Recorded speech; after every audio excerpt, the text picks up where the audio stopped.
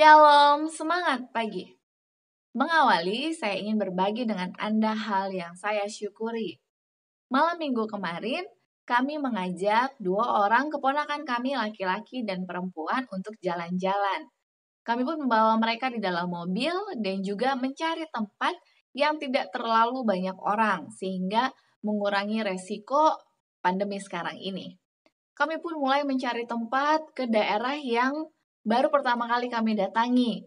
Karena waktu itu kondisinya sudah gelap, sudah malam, tiba-tiba kami melihat satu pemandangan yang memang mata langsung tertuju ke sana, yaitu satu mobil panjang yang memang sudah didesain bergandengan, jadi seperti kereta, dan dipenuhi dengan lampu berwarna-warni. Ternyata itu adalah satu jasa di mana kita bisa naik di sana, lalu nanti bapak supirnya akan membawa kita mengitari komplek ruko-ruko di sana, sambil didengarkan lagu-lagu anak-anak. Oke, karena dari jauh kami bisa melihatnya, kami putuskan kami akan mengajak 2 orang ponakan kami ini untuk naik kereta gandeng itu. Ketika kami sudah parkirkan mobil, kami pun turun dan melihat ternyata disediakan juga mobil kecil yang sudah diinovasi sendiri oleh pemiliknya, sudah diisi dengan lampu yang berwarna-warni juga dan juga musik. Jadi kami lebih memilih mobil kecil itu karena bisa dikendarai sendiri dan kami diberikan waktu durasi 15 menit untuk sekali menggunakan. Kami pun mulai belajar bagaimana caranya suami saya, oh ternyata ini kopling biasa. Jadi sudah kami pun masuk mulai mengitari jalan itu. Daerah itu baru pertama kali kami kunjungi, jadi kami kurang paham tentang lokasi jalan-jalan di sana. Jadi kami pun memutuskan untuk mengikuti jalur utama saja. Sudah sekitar 8-10 menit berlalu, tiba-tiba saat melewati satu polisi tidur, koplingnya ini tidak berfungsi.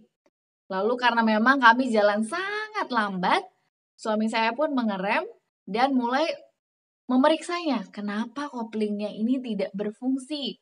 Mesinnya masih menyala, tapi hanya koplingnya ini bermasalah. Saya ingat waktu saya masa-masa sekolah, saya ingat kalau misalnya kami naik angkot lalu tiba-tiba mogok, karena saya pikir itu mogok mobil kecil itu, saya usulkan kepada suami saya bagaimana kalau coba dipancing dengan didorong, karena mobilnya kecil kan, hanya cukup untuk kami berempat di dalamnya. Jadi tadinya suami saya di depan mengendarai, lalu ponakan saya perempuan di sampingnya, saya bersama dengan ponakan laki-laki di belakang. Dia pun mulai untuk mendorong, jadi saya pindah ke kursi supir, saya mengarahkan kendaraan itu. Dia mulai mendorong, tapi sudah mendorong cukup jauh, koplingnya ini tetap tidak dapat berfungsi. Dia pun sudah kelelahan, dan saya kembali usulkan begini saja. Saya rasa kita berada di tempat yang tidak terlalu jauh dari tempat awal. Jadi bagaimana kalau suami saya di sini menjaga kedua ponakan kami beserta dengan mobil yang tadi kami sewa itu. Karena kalau saya yang tinggal, saya takut terjadi apa-apa. Jadi lebih baik saya yang datang kembali ke titik awal, memanggil abang tukang itu, dan juga saya akan membawa bersama dengan abang itu di dalam mobil untuk mencari tempat di mana kami tadi berhenti mobilnya. Jadi dia setuju, saya pun berlari sambil berdoa, Tuhan, ini saya tidak tahu jalannya, tapi tolong arahkan langkah kaki saya untuk dapat menemukan lokasi awal di mana kami tiba.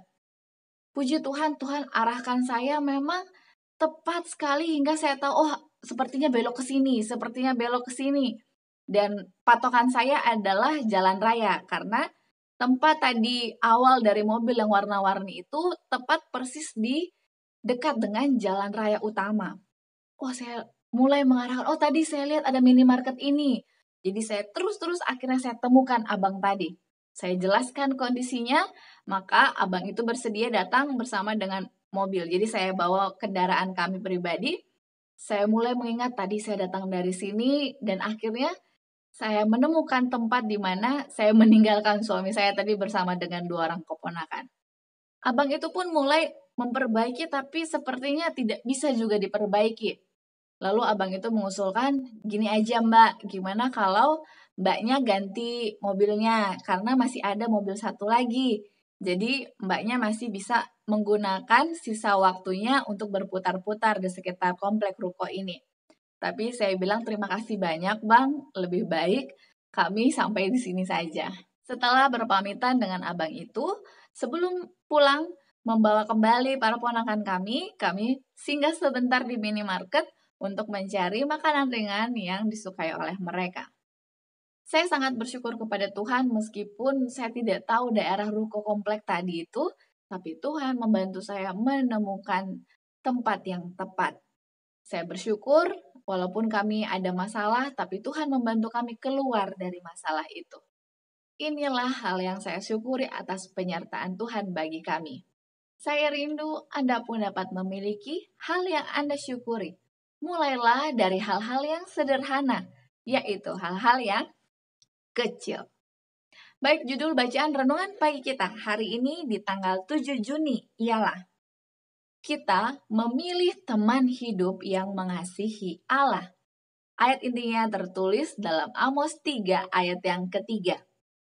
Berjalankah dua orang bersama-sama jika mereka belum berjanji?